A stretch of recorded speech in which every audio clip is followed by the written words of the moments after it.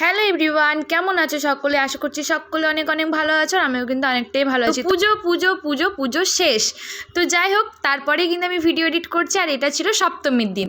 তো দেখো, আমার সপ্তমীর দিন আমি একটা সুন্দর শাড়ি পরে নিয়েছি, আর আমাকে কেমন লাগছে সেটাও কিন্তু অবশ্যই কমেন্ট বক্সে জানিও।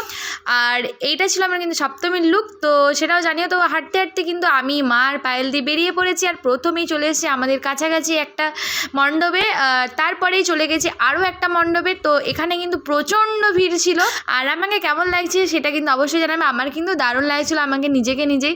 তো এটা ছিল আদিয়োগী, তো এটা ছিল আমাদের শালবাগানে। তো এটাও কিন্তু দারুণ হয়েছে, আমার কিন্তু সব কটা মণ্ডপই এবারে ভালো লেগেছে। আর তোমরা কারা কারা কোথায় কোথায় গিয়েছিলে সেটাও কিন্তু অবশ্যই জানাবে।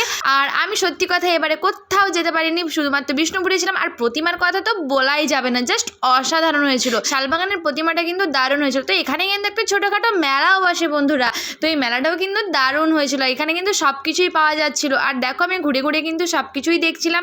তো তারপরে তো একটু পেট পুজো করতেই হবে, সেই কারণে কিন্তু আমি ভেলপুরির দোকানে চলে এসেছি, আর 3টে কুপন কাটিয়েও নিয়েছি। তো তারপরে কিন্তু 3 প্লেট ভেলপুরিও নিয়ে নিয়েছি, তারপরে খেয়ে দিয়ে আবার চলে এলাম আরও একটা মণ্ডপে।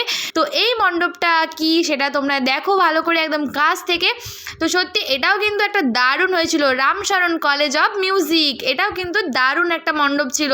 এই মণ্ডপটাও কিন্তু একদম কলেজ লাগছিল, আর সত্যিই খুব সুন্দর, কিন্তু একদম অরিজিনাল যেটা আছে আমাদের সেটাই কিন্তু একদম এখানে তুলে ধরেছে।